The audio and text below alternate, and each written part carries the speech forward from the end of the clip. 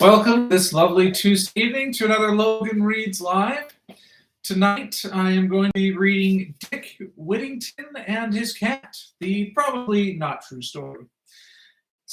But first, of course, I need to say this is presented by Rosalind and Jane, a beautifully curated collection of women's clothes available for purchase, and the link to the website is in the description down below.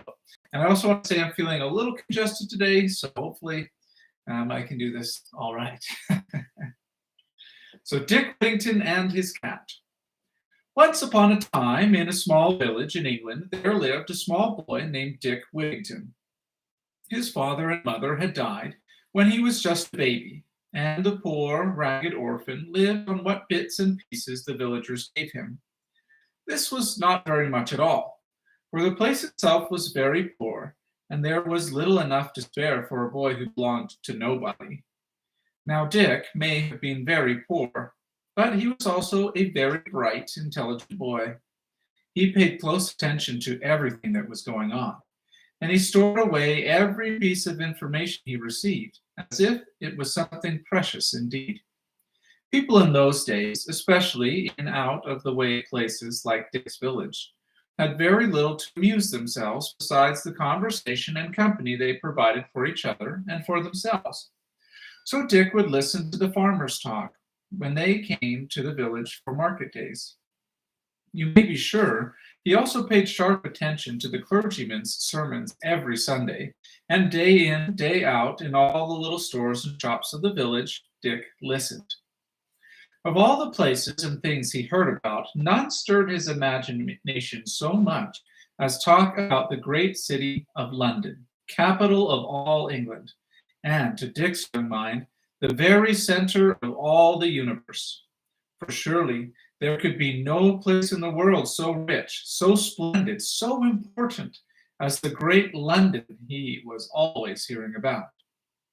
Folks spoke about it as though the very streets were paved with gold, there for the taking, and opportunity for everyone who tried to become fine lords and ladies of the great city itself. Of all the dreams and desires filled the mind and stirred the imagination of young Dick Whittington, none was so strong as the thought that he himself might one day go up to London town. Several years had passed this way, and Dick was a boy in his teens. As he was now old enough and strong enough, he worked whenever he could around the courtyard and stables of the village inn, thus earning his bread. In those days, inns were the center of activity for any village. All traffic and travel being by stagecoach or horseback, an inn was the destination of every traveler. Thus, they were busy places, with much coming and going, and much to be done in the way of caring for the horses, the coaches, and the passengers who came either to refresh themselves at table or stay overnight. The times that Dick loved best were when large coaches pulled by teams of horses and filled with passengers came to a halt at the inn. Then there was sure to be plenty of hurrying and scurrying, plenty of work to be done, and perhaps even an extra tip or two for a boy who managed to give good service. Beyond that, it was the best chance of all to hear news of the outside world and learn what was happening out far beyond the horizons of the little village. It was just at such a time that a large coach drawn by a team of 8 lively horses drew up to the courtyard of the inn. The coachman was a fine, tall fellow, and when the stableman had seen to his horses, he called loudly for a tankard for himself. None in attendance were so quick as Dick Whittington to answer such a call. "Here you are, sir," he said, holding the foaming tankard up to where the coachman sat on his high seat. "Thank you, my lad, thank you," roared the coachman. "I dare say you're the liveliest boy on all the King's Highway for bringing a man his drink when it's needed." Dick's eyes shone at the unaccustomed praise. He stood by, waiting while the coachman downed his draught and made ready to descend. The paying passengers had made their way to the inn's dining room, but Dick followed the coachman to the kitchen, where all those men of the road customarily ate. The boy stayed in the shadows, not putting himself forward, but listening to all the talk at the table. His sharp ears missed nothing. As he supposed, the coach was on its way to London, and had only stopped so that the passengers might refresh themselves while the horses were being changed. After the hearty coachman had eaten and drunk his fill, he made ready to get under way again. Dick followed him out, and this time he moved and spoke quickly. "Please, sir," he said, "I want more than anything to go to London. Please, sir, could you take me with you?" The coachman laughed heartily, throwing back his head, his long dark hair shaking. "So you've heard about the gold in the streets of London, have you, boy?" he asked. "Yes, sir, please, sir," Dick replied, "and I'll be all the help that I can along the way. I'll see to the horses and attend the passengers and do whatever you need me to do." "There's many a less likely lad than you that's made his way to London town and found his fortune," the coachman replied, looking keenly at Dick. "Come along, then, and let's see if the city makes a man of you as well." Dick was ecstatic. There was no room inside the coach with the paying passengers, of course, and while Dick would have loved to share the high outside seat with the coachman, that was taken as well. There was nothing but for him to perch on the little seat set in the back of the coach, his hands clutching the sides for dear life, his feet dangling just inches above the mud and stones thrown up by the horses' hoofs and the racing wheels of the coach. It meant that he was facing backwards, seeing what they had already passed, rather than looking forward. But for a boy who had never set 20 steps outside his own village, it was a rare treat indeed. And Dick never for a moment thought any the worse of his fine ride. It was a journey of 3 days and 3 nights from the village to London, a far journey indeed in those times. That the wind went whistling through his thin shirt, even as the sharp little stones of the road scratched and cut his bare legs, was no bother to Dick in the least. He was off on the journey of his life, and the fascination of the road more than made up for any of his discomforts. He walked hard and cheerfully as the coachman directed, jumping from his seat at each village and town even before the horses had completely halted. Thus did he earn a couple of pennies along the way, although it would be much said in later years that Dick Whittington had arrived in London with not a cent in his ragged, empty pockets. At last they reached the outskirts of that great city. So many streets and so many buildings. There were so many people and carriages, animals, and wagons, everything going in such great numbers and equally great haste that poor Dick Whittington, hugging his perch on the back of the coach, did not have eyes enough to go all around to see all the sights there were to see. He felt the tall buildings as though they were closing in on him, and the ramble of streets was such a maze he thought he would never be able to find his way in or out, and he marveled that the coachman could steer them so steadily onward, seemingly never losing his way until all the passengers had at last disembarked. The coach came to a halt. Dick jumped from his seat. "Well, my fine young fellow," called the merry coachman as he threw the reins down to Dick, "what do you think of fine London town now?" Dick scarcely knew what to answer. All along the streets they had ridden, he had seen cobblestones, mud, dirt, and other things more familiar to a country lad. But of gold he had seen none, and he was anxious to get to where it was. But walk though he would everywhere and search high and low, Dick Whittington found no such streets. Even in the neighborhoods where the houses were large and fine, set back from the road and with beautiful gardens around them, the streets and roads were mostly mud, and even where they had been paved, it was with the commonest sort of brick or cobblestone. Of gold, there was none. Dick's few pennies did not go very far. He had to ask for halfpennies and from likely-looking people in the street, so that he could get himself a bit of food, which seemed to him to cost ever so much more up in town than it ever had in the country, as meager as his fare had been there. At last, quite worn out with looking and faint from hunger, he slid to the ground on the doorstep of the mansion of a wealthy merchant. "Here, take that, away with you, lazy boy." The cook of the house came running out, striking and jabbing at Dick every which way with the stick of her broom. "Away with you. We don't want your filthy sort around here." Poor Dick struggled up, trying weakly to defend himself, his hands in front of his face to ward off the worst of the blows. And just as he was getting the worst of it, a fine, prosperous-looking gentleman came walking up. "Why, cook," he exclaimed, "what is this all about?" "This lazy, dirty, good-for-nothing has chosen your doorstep, sir, to partake himself a nap," the cook said. "And I was just beating him off for you, sir. I can see that, cook, the gentleman said, but perhaps it may be that this boy is not quite as dangerous to the property as your blows would make him out to be. He looked down at Dick, who was still kneeling and trying to shield himself from the cook's broom.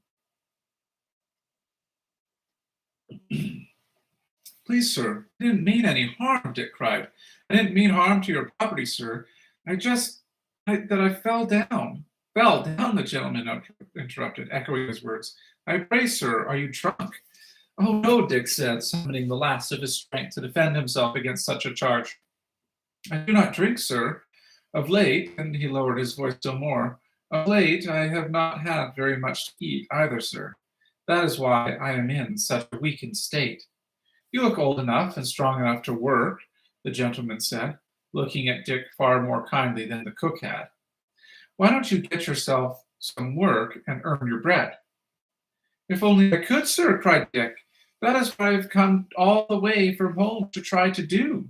But there doesn't seem to be much work for a poor boy like me.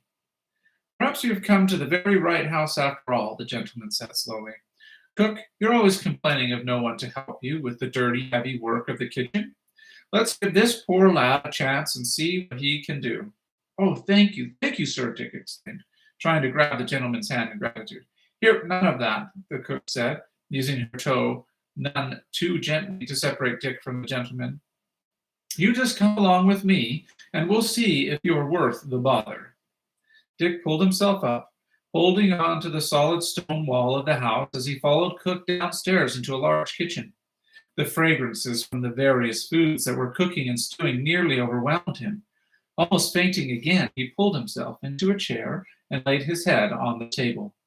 The cook scowled, already making himself at home, the common thing, she said. Here, get your filthy head off my clean table.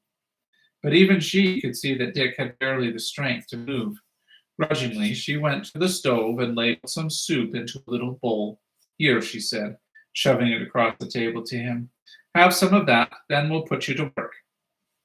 Even though it was not offered kindly, Dick was nonetheless grateful. He ate the soup quickly and felt his strength reviving. He thanked the cook and told her he was ready to do her bidding at once. As he was getting 3 plain, hearty meals every day, all of his strength quickly returned, and Dick became his usual cheerful self. He followed the cook's orders obediently, hauling and scouring the heavy black pots and kettles, taking the garbage out to be dumped, bringing in heavy armloads of wood to keep the fires in the stoves going, and any other heavy, dirty chores the cook could find for him. But Dick didn't mind the hard work at all, except for the cook. It was a pleasant household. The other servants were kind to him, and having a warm place to sleep and good hot food to eat was as much as Dick would hope for. One of Dick's closest friends in the house was a man far removed from him in age and station. He was Fitzwilliam the butler, who very much ran the house for Mr. Doverfield the merchant. Fitzwilliam, as befit his position, was a very grand personage, and at first Dick had been a little afraid of him, but it turned out that Fitzwilliam had once had a son of his own, who had died at about the same age as Dick, and so he had a kindly feeling toward the boy. Moreover, Fitzwilliam was possessed of a grand voice, and he loved nothing so much as to read aloud to the admiration of the other servants after their chores and duties were finished in the evenings. Within a short time, Dick became the most appreciative member of the butler's audience. He loved to hear the stories over and over again, finding that there was something to be learned from each of them. Whether they were true histories or fantastic tales of writers' imagination. As Dick listened and learned and did his chores, he became more at home in the household. He was neat and clean now, particularly tidy about his person, and would never have been taken for the raggedy little urchin who had almost fainted on Mr. Doverfield's doorstep that day. The gentleman, indeed, was very proud of his own good judgment in securing Dick for the household rather than leaving him to the streets. He took an interest in the boy, as much as was possible for a gentleman whose business kept him so occupied most of the time. Little by little, other chores and duties were found for Dick. for everyone in the household, family and servants alike, recognized his cleverness and were eager to use it to advantage. Even Miss Louisa, Mr. Doverfield's daughter and only child, made rather a pet of Dick. Before long, he was given a good suit of clothes so that when either of the Doverfields or all of them went to church of a Sunday, Dick was properly attired to follow them, so that they, especially Miss Louisa, did not go out into the street unattended. From time to time, he performed other little services, once rescuing her pet parrot when it flew out of the window and landed on a high branch of a tree that no one but Dick was capable of climbing. At another time, doing a bit of charity, Miss Louisa managed to drop her purse full of gold coins. Had not Dick seen it on the street and quickly brought it to her, it might have been lost forever. There was only one thing that kept Dick from being perfectly content in his position in the Doverfield house.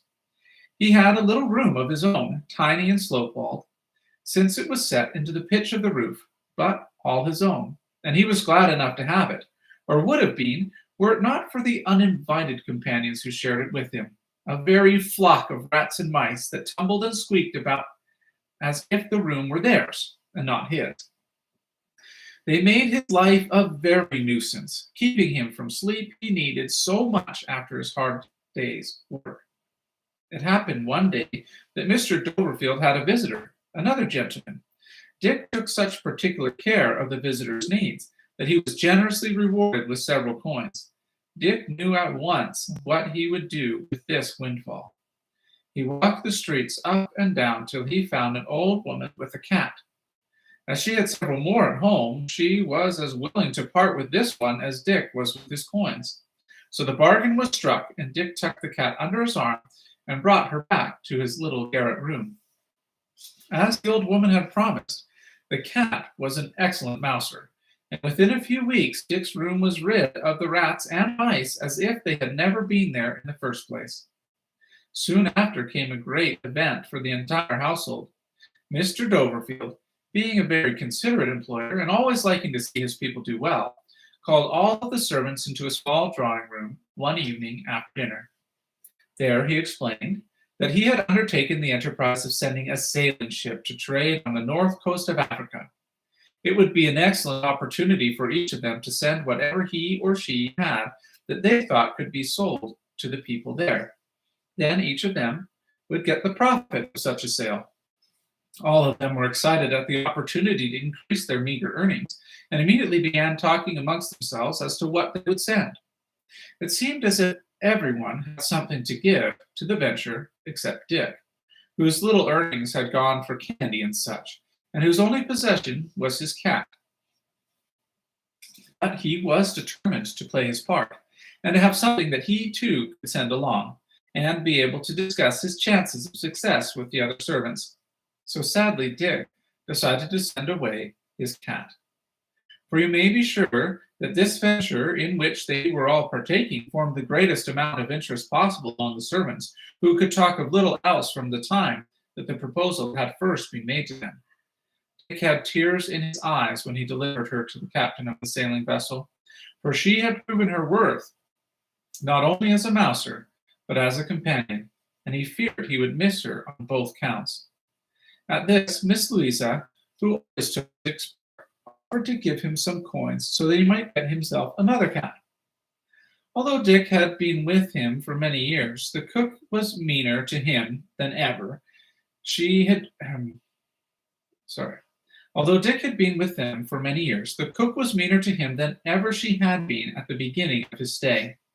She was a very jealous creature, and could not stand it whenever Miss Louisa showed Dick any sort of kindness or attention. Now the cook teased him mercilessly for having sent the cat to sea. So cruelly did the cook treat him that in spite of the kindness of everyone else, Dick at last thought he could bear no more and decided to run away and seek his fortune elsewhere. He walked as far as a little way outside the city. When he came to the fork in the road, tired from walking, he sat down for a moment to decide which way to go. As he sat thinking, church bells began to chime. They seemed to speak to him. "Turn back, Whittington, Lord Mayor of London." Dick couldn't believe his ears. Still, he felt sure of what he had heard. Lord Mayor of London, he thought to himself. If I am to be Lord Mayor of London, what do the cook's blows and curses matter to me? Back he went, and managed to slip inside the house and to his chores before the nasty cook had even realized that he was gone. Mr. Doverfield's ship, with Dick's cat and all the other servants' trade goods aboard, was at sea for a long time. At last the winds blew them to landfall on the Barbary coast. Neither the people living there or the Englishmen on the ship had ever seen each other's like before, so there was a great deal of interest and curiosity between them. At last, when the feelings of strangeness were overcome, the local people were very glad of the chance to buy the goods that filled the ship. When the captain saw that a great deal of good trading was very likely, he gathered up the best quality of everything on board and had it sent to the Barbary king.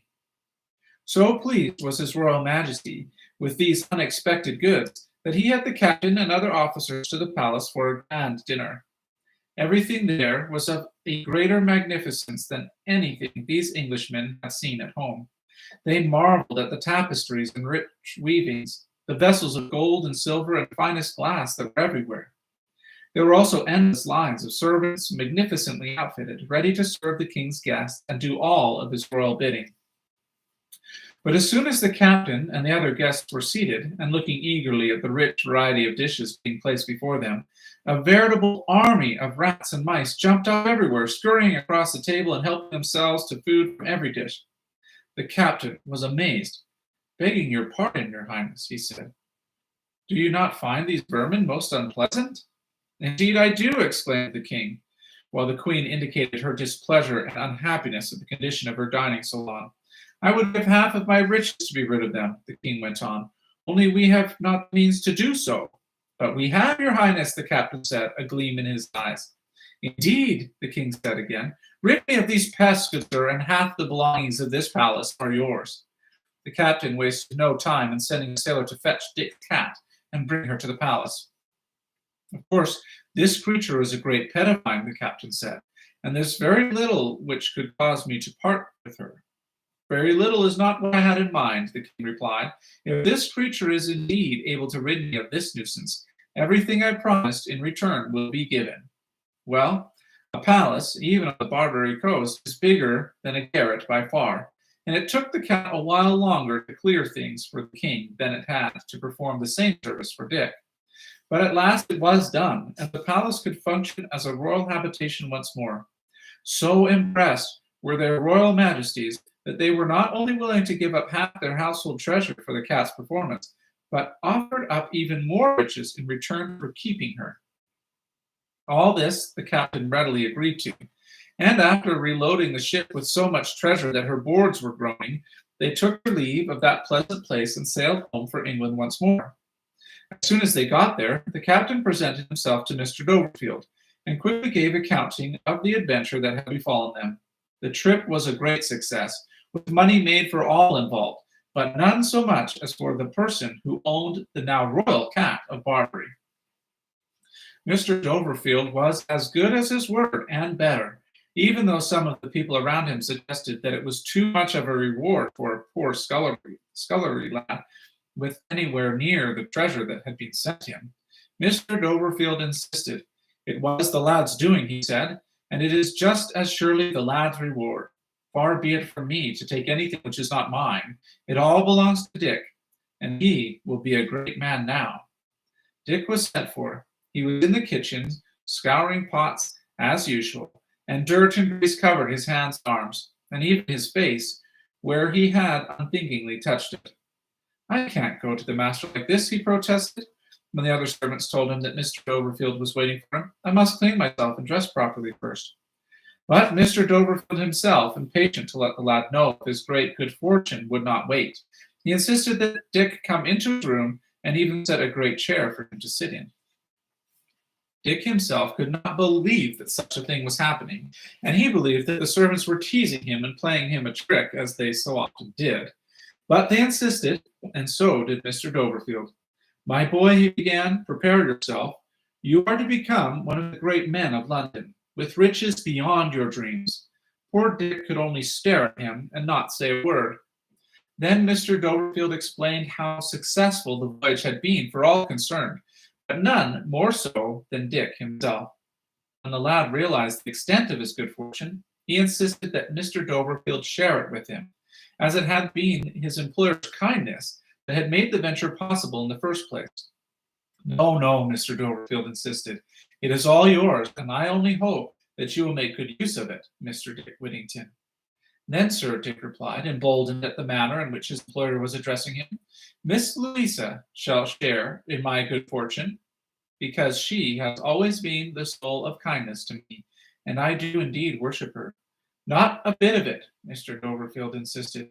My daughter's fortune is her own, and this is yours, and the good name of our house demands that none of us take from you what is rightfully yours. While this discussion was going on, another entirely more suitable room than the garret was being prepared for Dick. Then tailors, the finest in London town, were sent for so that he might be properly attired.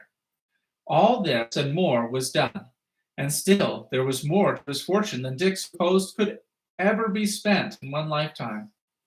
Although it had been forbidden to him to share his fortune with any of the family, he could not be prevented from making gifts of one sort or another to all of those who had been involved in his good fortune. He rewarded the captain, the officers, and all the sailors on the ship very liberally, and you may be sure that he remembered old Fitzwilliam and the other servants, even the nasty cook. But he got the most pleasure from the trinkets and treasures he could present to Miss Louisa. For now that he was dressed and groomed as a wealthy young man of the town, it was found that he was as nice and as handsome, if not more so, than any of them. Much as Miss Louisa had favored him when he was only the poor scullery boy, now she was able to greet him from a position of greater equality than either of them would have ever dreamed possible. As likely a lad as poor Dick had been, how much more interesting Miss Louisa found him now. So much so that when he proposed marriage, she readily accepted. Her father, Mr. Doverfield, as quickly and happily agreed to the match. Now it can be told that Dick Whittington was a real person. He and Miss Louisa, now Mrs. Whittington, lived happily and richly together for a long time. They were blessed with many children, who of course wanted for nothing, and who, in turn, married into the greatest and most famous families in the land. Such was Dick Whittington's good deeds and fame throughout the kingdom, that he even entertained the great King Henry V. At dinner, the king toasted Dick Whittington. Never has a king had such a subject, and Dick Whittington raised his goblet and said, never has a subject had such a king. Upon hearing this gallantry, King Henry knighted the former scullery boy, who was henceforth known as Sir Richard Whittington. As such, he gave great sums to help the poor, built churches and hospitals, served his city and his country long and well, so much so that a statue of him and his cat, tucked under his arm, was carved in stone and set in a prominent square in London. For a time, he served as sheriff of the city, and several times, as the bells of Bow Church had proclaimed that day so long ago, was Dick Whittington Lord Mayor of London. Now, I've never read this story before, but I did a little bit of reading about it. And so Dick Whittington apparently was a real person. But likely the details of this story are entirely false.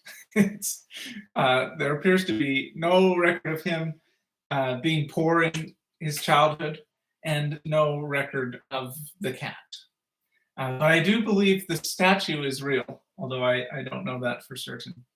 Anyways, I hope you enjoyed that little story, and I hope you have a lovely evening. Of course, this is presented, Logan Reads Loud is presented by Rosalind and Jane. The link is in the description down below, and you can get yourself or someone you care for a lovely dress or jacket or something like that. Anyways, thank you very much. Have a lovely night. Bye.